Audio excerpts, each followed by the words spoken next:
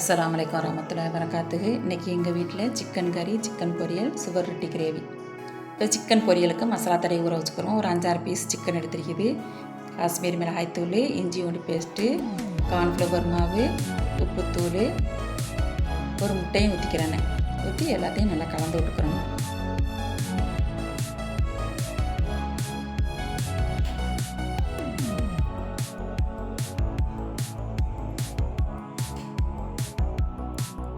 இன்னும் கலராக இல்லை, இன்னும் கொஞ்சம் காஷ்மீர் மிளகாய்த்தூளும் கார்ன்ஃப்ளவர் மாவும் போட்டு நல்லா கலந்து விட்டுக்கிறோம். இப்போ நல்லா கலராக வந்துடுச்சு. இதை மூடி வச்சுட்டு இப்போ சுவர் ரொட்டியை நல்லா கழுவிக்கிடுவோம். நல்லா கழுவி எடுத்தால் நம்ம நறுக்கணும். இப்போ நறுக்கி வச்சாச்சு. இப்போ சிக்கன் கறிக்கு தாளிச்சுக்கிடுவோம். ஒரு சட்டி அடுப்பு வச்சு தேங்காய் எண்ணெய் கொஞ்சம், கடலை எண்ணெய் கொஞ்சம், பட்டை, கிராம்பு, பெரிய வெங்காயம், கருவேப்பிலை போட்டு வதக்கிறேன்.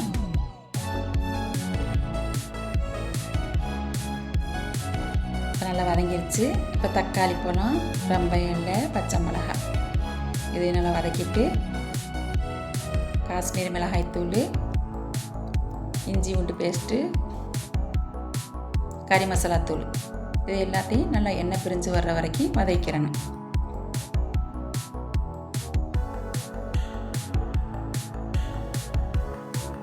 இப்போ நல்லா வதங்கிருச்சு. இப்போ சிக்கன் அள்ளி போட்டு தேவையான அளவு உப்பு போட்டு தண்ணி ஊற்றி நம்ம வேக வச்சுக்கிறோம்.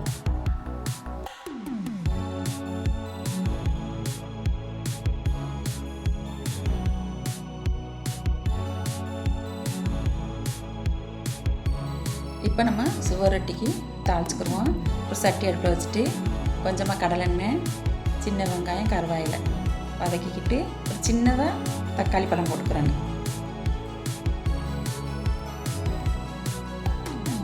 தக்காளி நல்லா வதங்காமல் காஷ்மீர் மிளகாய்த்தூள் ஒரு ஸ்பூனு, 1/4 ஸ்பூன் இஞ்சி பூண்டு பேஸ்ட்டு வதக்கிட்டு சுவர் ரொட்டியும் போட்டு உப்பும் போட்டு தண்ணி ஊற்றி கொஞ்சமாக தண்ணி ஊற்றி நான் வேக வச்சுக்கிறேன்.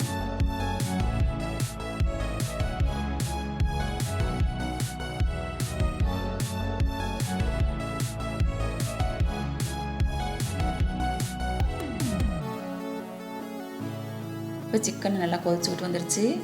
இப்போ நல்லா கிளறி விட்டுட்டு ஒரு 5 நிமிஷம் சிம்பிளை வைக்கணும். சிம்பிளை வச்சு நம்ம அடுப்பை ஆஃப் பண்ணணும்.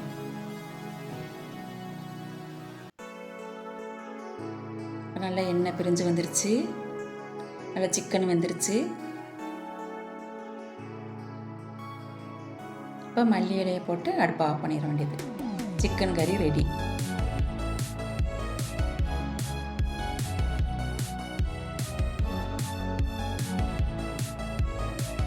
இப்போ சுவர் ரொட்டி நல்லா கிரேவியாக வந்துருச்சு.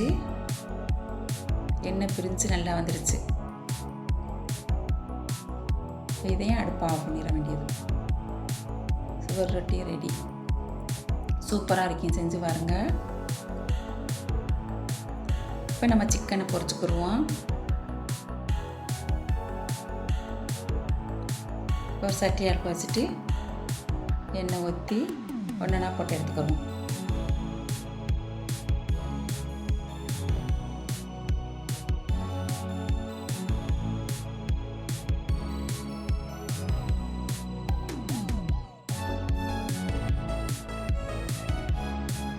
இப்போ சிக்கன் பொரிஞ்சிருச்சு. இதை ஒரு தட்டில் எடுத்து வச்சுக்கணும்.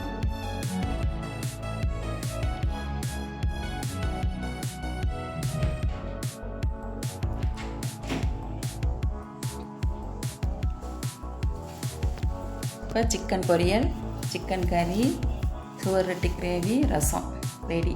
சூப்பராக்கி செய்து பாருங்கள். செய்து பார்த்துட்டு எப்படி இருக்குதுன்னு சொல்லுங்கள். இப்போ நம்ம சாயங்காலம் டீக்கு ஒரு பணியத்துக்கு பிணைவோம். காலையிலே பிணைஞ்சி ஊற வச்சுருவோம். அப்போத்தான் சாயங்காலத்துக்கு நல்லா பஞ்சு போல் இருக்கும். இப்போ 1 கிலோ மைதாக்கு 4 வாழைப்பழம், 2 முட்டை. இதை நம்ம கையிலேயே நல்லா பிணையணும். நம்ம மிக்சியிலலாம் ஆட்டக்கூடாது, கைட்டே பிணையணும். நல்லா இப்படி நுரப்பொங்க பிணைஞ்சிக்கிறணும். பிணைஞ்சிட்டு உப்பு கொஞ்சம் போட்டுக்கிறோன்னு, சீனி, சோடா உப்பு கொஞ்சம், 1/4 ஸ்பூன் சோடா உப்பு, தேவையான அளவு சீனி போட்டுக்கிறேன்னு போட்டுட்டு மைதா மாவு 1 கிலோ மைதா, எல்லாத்தையும் நல்லா கலந்து விட்டுட்டு பால் மாவு 2 ஸ்பூனு, தேங்காய் பால் நம்ம வந்து ஒரு பாதி முடி தேங்காயை பால் எடுத்து வச்சு ஊற்றிக்கிறணும்.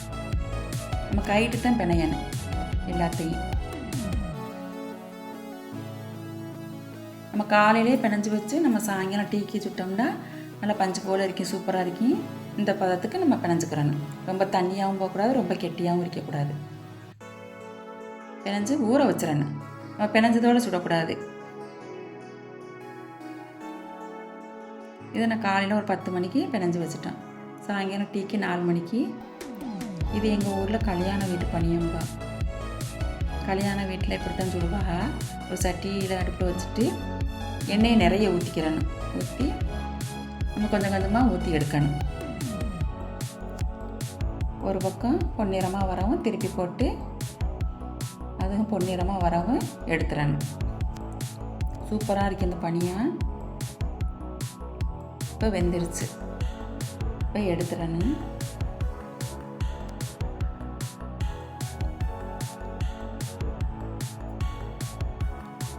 இதே மாதிரி எல்லாத்தையும் ஊற்றி எடுக்கணும்.